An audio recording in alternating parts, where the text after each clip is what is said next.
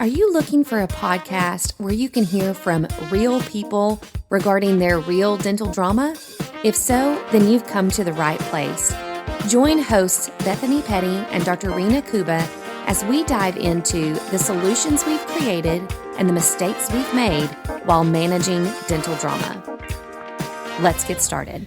Greetings. Good morning, everybody. So, when I come in and we try to figure out what the topic for today is, I had a couple of things on my mind that I kind of wanted to know about, just trends and where we are now. Okay. Because it's December, it's almost the end of the year, and I just kind of wanted to know some things that we've kind of talked about before, but just other trends that we see. And usually I come in here and ask you, okay, what problems did your clients have this week? Or I will tell you, this is what I was dealing with this week. And I feel like this week, there wasn't really much out of the ordinary, which, knock on wood, that's, usually there's a lot of drama of some form or fashion, and maybe my head is in Christmas and not paying attention. But I didn't really have any major things to talk about. And then you as well said that there wasn't really much of a theme, like usually something's going on. Yeah. So I kind of thought this might be a good time to kind of talk about different, just kind of random trends here. And then go from there. I think that'd be great. Let's do it. So do you have anything that you want to start with on your random trends? I do, because I thought of this the other day when I asked you about, I was looking at for next year's, like just kind of thinking through, like when was the last time so-and-so got a raise and blah, blah, blah. And so one of the things that I was wondering was, for my hygienist, for example, is what I'm paying her, because for this year, we raised salaries ridiculously to keep up with the world of employment. And so I wanted to kind of know, I was wondering if I'm at risk of losing her if I don't give her another substantial raise, but can I afford the substantial raise? So we're going to get into some of those things here. But I guess my question to you was, I don't want to consider myself in a safe place if I'm not. Do I need to be thinking ahead? And what is the trend right now in, because I know earlier in this year, January, February, it was like every hygienist was asking for $200 an hour. Is that what they're still asking? Like, do I need to make sure I'm paying them $205 an hour, or am I going to lose them? So I think that was kind of my first question to you, was going, what is the trend now? Like, because I think the last time I asked you was 6 or 8 months ago. Yeah. And it really is interesting how much this is asked, because right now employees are our main commodity, and they have been for a while now. I do feel like I've seen some shifts over the last 6 to 8 months since we last talked about it. And so what I'm seeing now is what I would call more of a stabilizing, meaning I'm not seeing rates continue to go up, but I'm also not seeing them come down. So I feel like we kind of had this continual hike, really since COVID. We saw this like push to pay more. And I feel like about 6 to 8 months ago, we got to what I would call the height of that. And then it's stayed. It has maintained. It's stopped increasing, but it's definitely not decreasing at all. And I think a large part has to do with the temp agencies. So at least in our area, so the DFW Metroplex, we had some aggressive temp agencies that would essentially attract all of these employees away from their regular jobs with these really great packages, extremely high hourly rates. Why does the temp agency care about that? They don't, because the doctor's paying that hourly rate, plus the daily rate for the temp fee. And so they could offer these extremely high hourly rates, and several of the agencies were actually offering benefits like insurance benefits, 401k, things like that, which historically... Wow. Yeah. I did not realize that. That's crazy. Yeah. Historically, they did not offer that because they didn't have to offer that. But I think when they think about it from the temp agency's perspective, I totally get it. Their business goes out completely if they don't have temps to be able to work. And again, I think we could say the same for a private practice as well. But when their whole business is being able to staff an office or to provide a temp worker to an office, and they could never provide that temp agency goes away. And so I think they kind of went balls to the walls. Let's offer this amazing package because our business depends on this. And what they did in that process is they attracted a lot of regular, workers away from private practice or away from corporate, and they pulled them into the temp agency with this really great package. But I think the shift that happened that allowed us to stay stabilized rather than increasing again is that the temp agencies had such an attractive draw that they got too many people into the fold, and then they couldn't provide the hours consistently across the board for these people. And so I think we saw the temp agencies kind of let up a little bit, and we also got the benefit of that.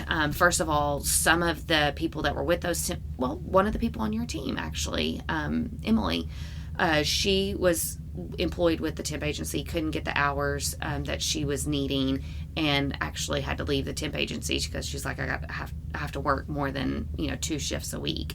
And so we saw some people come out of the temp agency, go back into private practice, which is super helpful for the field at large. But then also I think it stabilized the pay market, because we didn't have this temp agency that was constantly, they had enough employees. So they weren't constantly raising the rate and kind of dangling that carrot to get more people. They just stopped raising the rate. So their rates stabilized, which then ultimately stabilized the rest of the market. It's really fascinating when you think about it, that the temp agency can have that much power. Yeah. And I don't know that they know that. I really don't know that they can see it from the other side.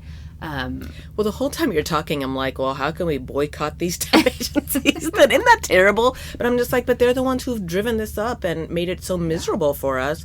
But like you said, I understand, I guess. You're right. That is their whole business. Mm-hmm. But at the same time, it's just interesting that it's their business to help us, but in effect, they've screwed us. Mm-hmm. And so part of me goes, well, shouldn't we screw you back? But then it's like this, symbiotic relationship that needs to exist. It really does. And if Dennis kind of just went, I'm not paying that, never mind, I'm going to figure out how to, and then now the temp agencies have to decrease. Mm-hmm. I don't know. Like, you're right. I've never looked at it from that angle, but it's like, you always thought the temp agency was there as a help.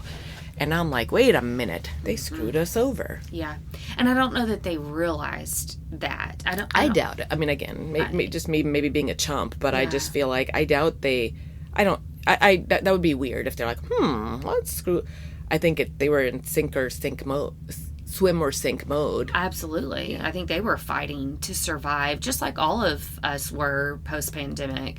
And I think the more I've thought about it, I'm like, when your whole business is, I have to be able to provide a temp when these offices need it. And I think really thinking back, if I give the temp agencies credit here, I think they saw the vacancy that was happening with dental offices. So many people left the field in the wake of the pandemic and haven't come back.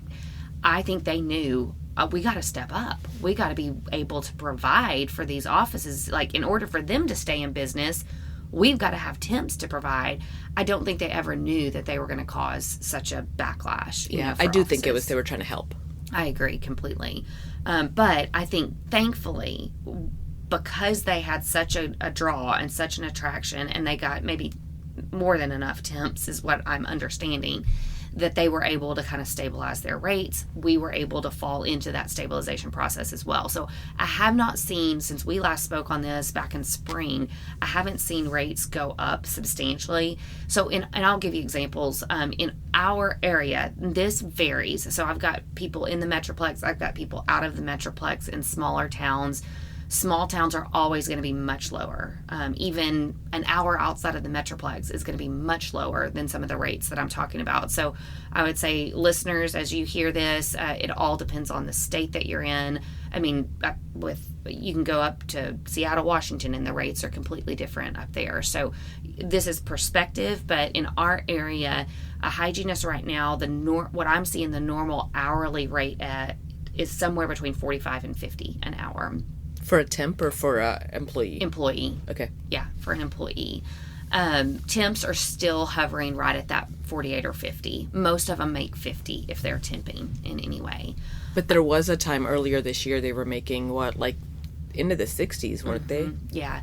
Now, I never saw the temp agency pay that. Okay. But I know that plenty of the corporate offices were offering 60 an hour. So we also have that. That's the other side of that coin, by the way. So we had our temp agencies, and then we had our corporates. I mean, we laughed at, some fun ads out there that were trying to attract hygienists with some insane hourly rates. And so some of our corporates were offering really big hourly pay for hygienists. Now, the only thing that I would say about the hygiene market right now is we haven't recovered our hygienists. We don't have, so a lot of hygienists left the field completely during the pandemic, and we have not drawn them back in to the field.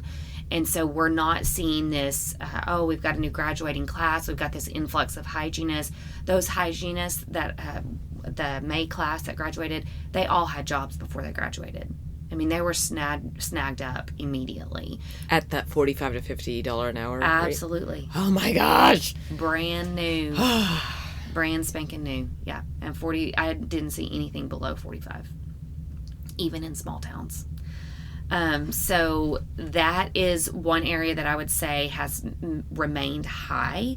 And I think it will continue to remain high because we lost so many that it's going to take us years to actually get back to a point where we've got plenty of hygienists.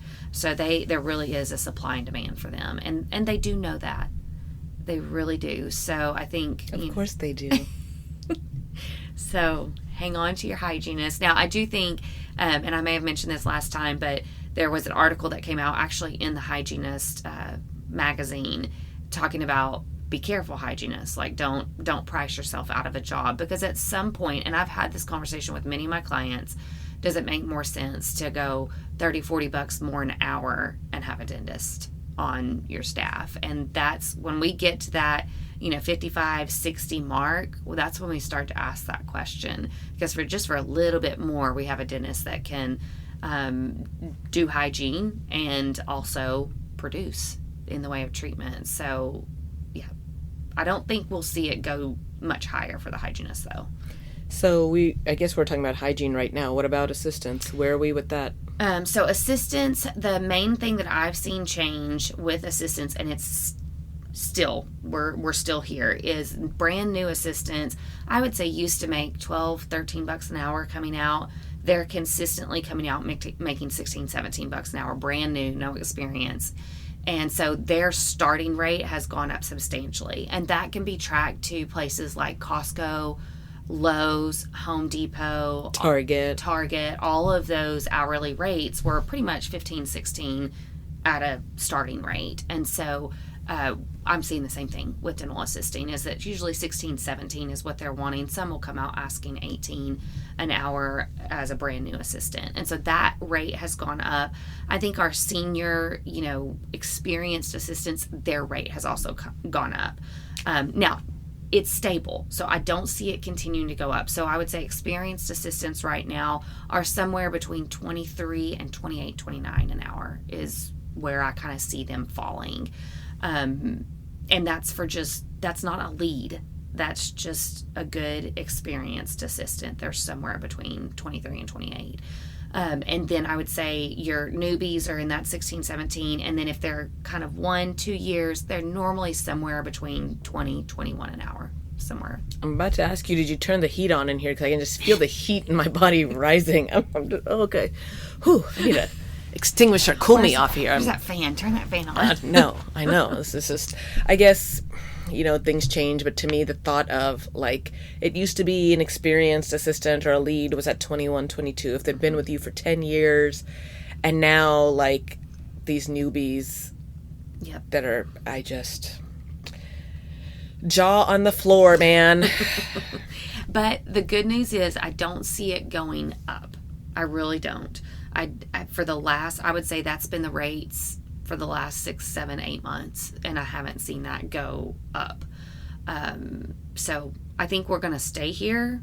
I guess that's hopefully the silver lining. I don't know that you would know this. I'm just thinking out loud. But if it is like, I guess I always think about, okay, like if you left my office and wherever you went, and if, I'm falling in that competitive rate and all the people around me are paying more or less that. So people are probably going to go like where they like the work environment and maybe where it's cheapest for gas, right. Honestly. Yeah. So then who else could pull them? Would it, are the Costco's and Targets, have they also evened out? They have. Okay. Yeah. So they have evened out.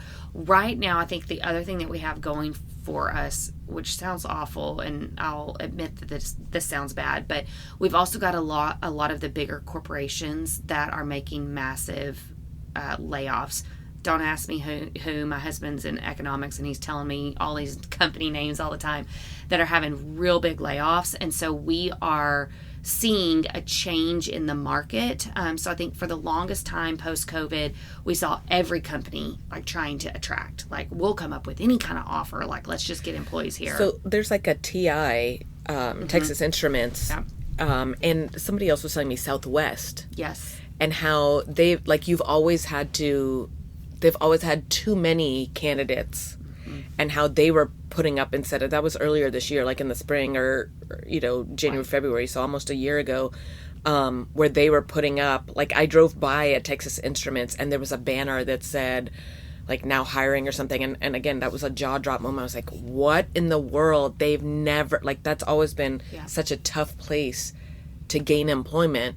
Yeah. Like, you were lucky if Texas Instruments even like looked at your application, and now they had a banner like going, yeah. So that's what you're talking about. Like, now it's the opposite.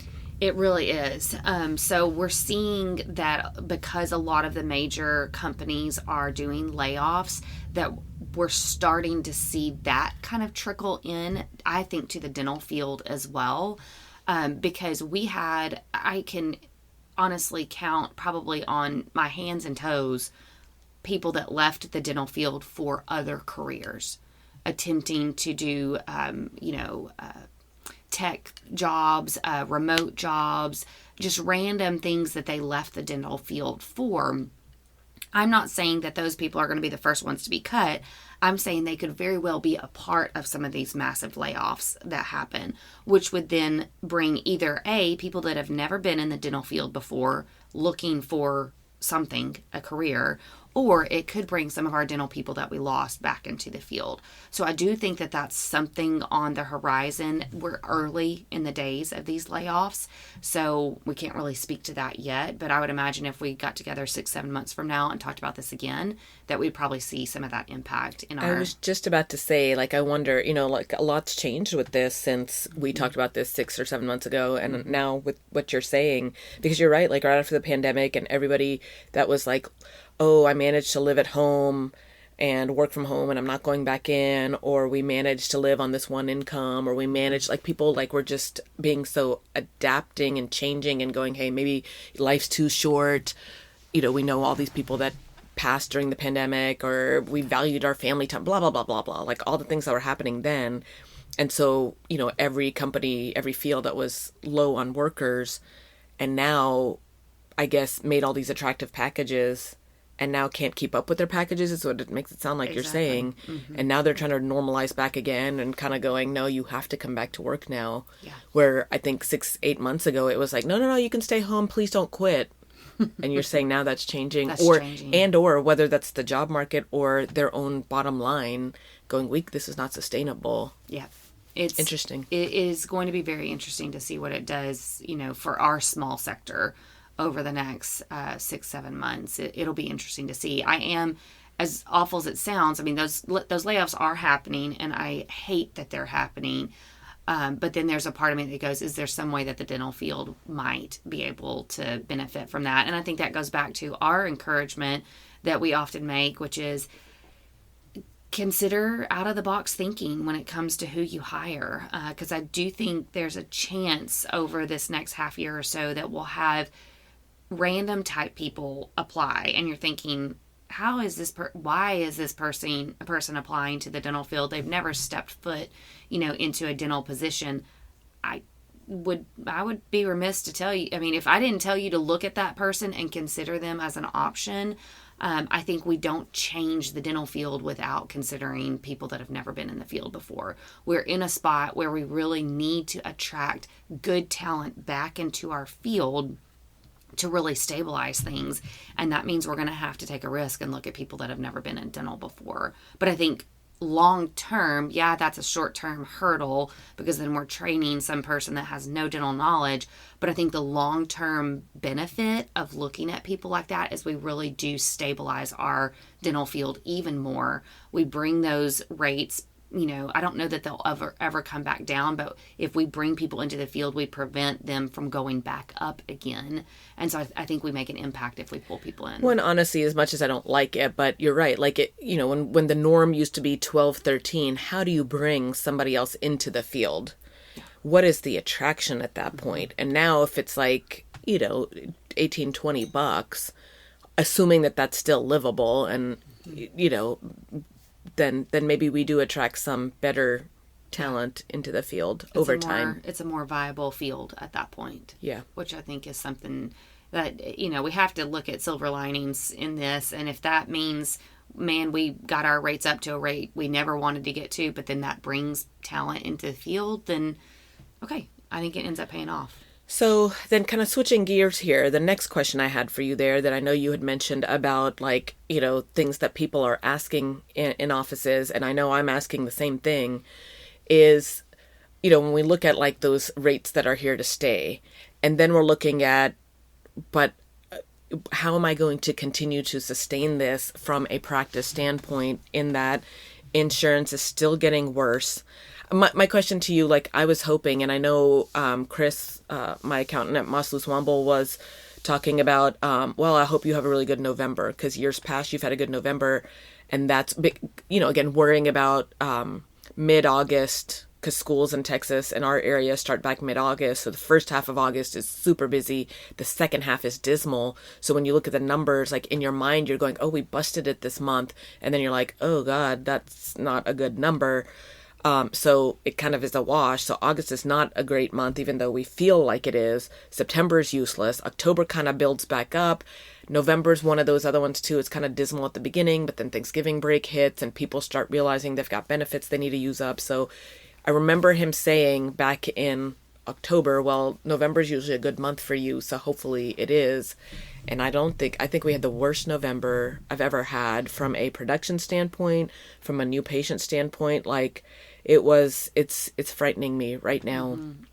Mm-hmm. December thus far has not been good. I'm counting on the next couple of weeks being better. It looks good in theory, but we're pedo practice, so there's sickness and all of that. So I guess my question to you is, please tell me I'm not the only one saying, is it unseasonably slow for everybody else? Because when I looked at our November numbers, I felt like somebody had punched me in the stomach. I was like, can you please recalculate this? There's no way. I don't think I've been this low in production or new patient numbers in years, probably 2015, 2016. Yeah.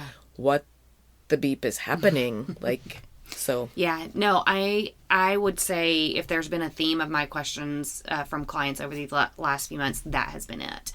I think most, if not all, of my clients are experiencing an unseasonably slow fall because I don't know, it's hard to believe that so many people could be experiencing the same trend, but it is happening. And so all of my clients, I'm not going to think through everybody, but most of my clients have experienced September numbers that were lower than last year, October numbers that were lower than that last year.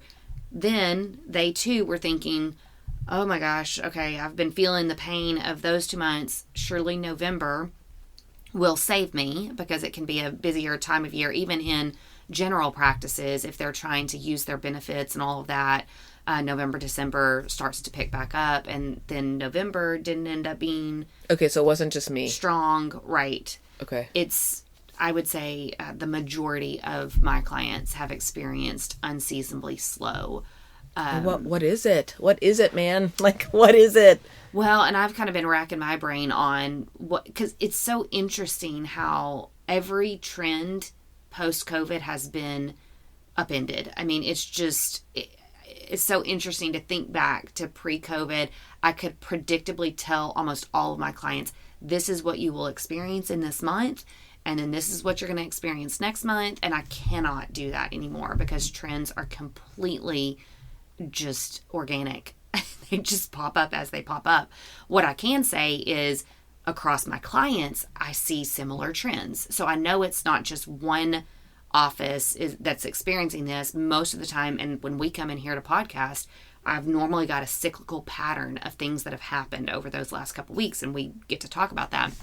This has been one that's been overwhelmingly obvious in the majority of my clients. And so as I've been thinking on it, the only things that I can come up with that would cause this trend is, number one, I am hearing about a lot of insurance changes with patients.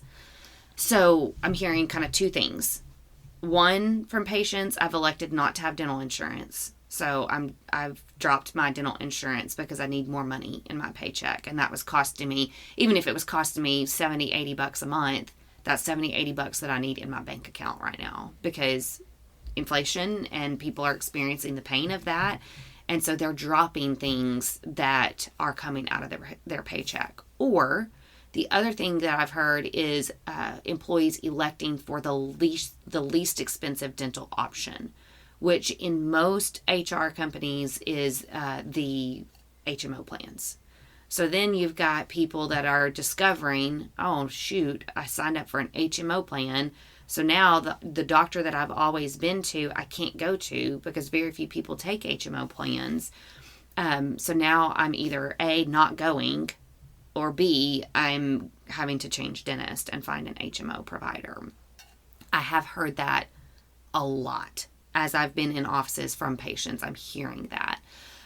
So I think that's one of the trends that is happening, which we need to kind of wrap our head around and figure out, what do we do about that? So is that where people start doing their own in-office absolutely membership plan or whatever it is? Mm-hmm. So these have been around for a long time, but I do feel like the pressure for those is much greater now. Because number one, a lot of people are dropping insurances, dental insurance.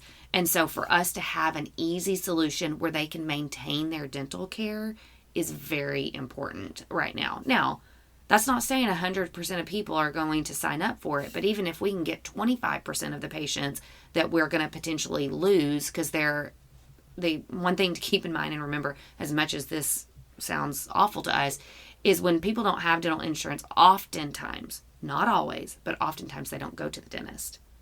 So even when they have dental insurance, they still don't come to the dentist. So yes, I would imagine that that's true. So it is concerning to hear of all these people dropping their insurance plan or choosing the free option, which is the HMO option. That should sound very concerning to us. And it means we've got to get out ahead of it and problem solve it with some type of in-office plan or some easy, it should feel easy way to keep your cleaning and keep on track. It also means that we need to pursue those patients, right? So when they do fall off the radar, chances are they're not going anywhere. They're not getting dental care. And that should concern us. I mean, we should be concerned enough to, make sure they're okay. So I think just that retention effort is going to be really important. So that's a big change that I'm seeing. I'm also, anytime the economy dips, so we're talking about crazy prices at the grocery store, crazy prices still at the gas pumps. People truly are more limited on cash. Then you walk right into holiday season, which is harder now because of the lack of income or the lack of money. And they're just choosing not to spend it at the dental office. And that is, we've experienced in the dental field so many economic downturns that this is another one. And I know we've dreaded getting to this point. I think we all saw it coming. And now we're in it. And we're actually experiencing the result of that, which is fewer people in the door, fewer people accepting treatment. And that impacts the numbers, unfortunately. So then what? We just have to write it out? Mm-hmm.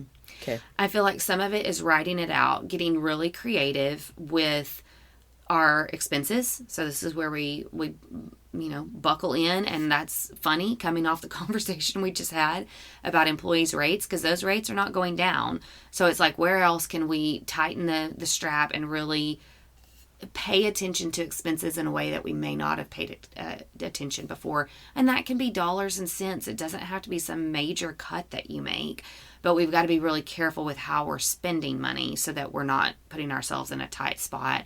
And then again, I would say anything creative that we can do to be able to retain patients who are losing their insurance or are switching to an HMO plan. What can we do to make it easy to retain them? Because we will come out of this.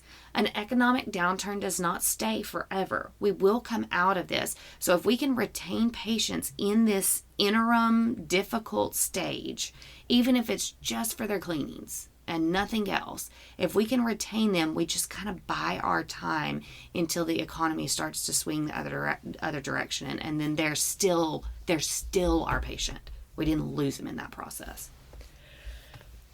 Okay. How's that for trends? I feel like I've been run over. I'm sorry.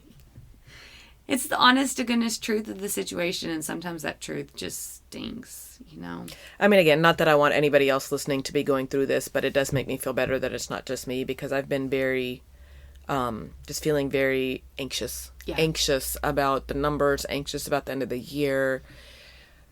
Yeah. So, I guess this is good for me to go, okay, snap out of it, hunker down. It is what it is. It's not just you. Yep. And, yeah, I think that's where some things may just need to be tightened up a little bit. And yep. I think tightening up and then just really digging in, paying attention to the things that make the practice successful. A lot of times we can ride the wave of a good economy and good patients and all of that. And I think it's times like this that really force us to remember what it takes to have a successful practice. And it's... But I guess I'm not reality Rena, negative Nelly, whatever you want to call me right now. But I just feel like we've been doing this for a few years now since COVID. Like it's. I think this is the first time though that it's truly hit the numbers. I think that's what makes it feel different, because we had all of these increased costs with employees, supplies, all of this, but we had this, as awful as it sounds, this positive wave. After we were back from COVID, all these patients needed back in. They had all this treatment that had built up in those months. And we had really for a year and a half, we had this surge of patients back into the office and the production to show for that. And I think this is the first time where we're experiencing this downturn of money numbers. And I think that's unsettling. It should be unsettling. And I think we've got to figure out this new challenge as well. Lovely. Yes. Thanks for chatting with me about this depressing topic. Thanks for joining the conversation today. We hope that you are comforted in knowing that you are not alone, but we also hope that you're walking away with some really great tips and tricks to try in your practice. We value your feedback, so please take a few moments to rate and review the podcast. Finally, we want to make sure that we're covering the topics that matter to you. So track us down on Facebook, Instagram, and Twitter, and let us know what topics you want us to cover. As always, please know that we are rooting for you today as you manage your dental drama.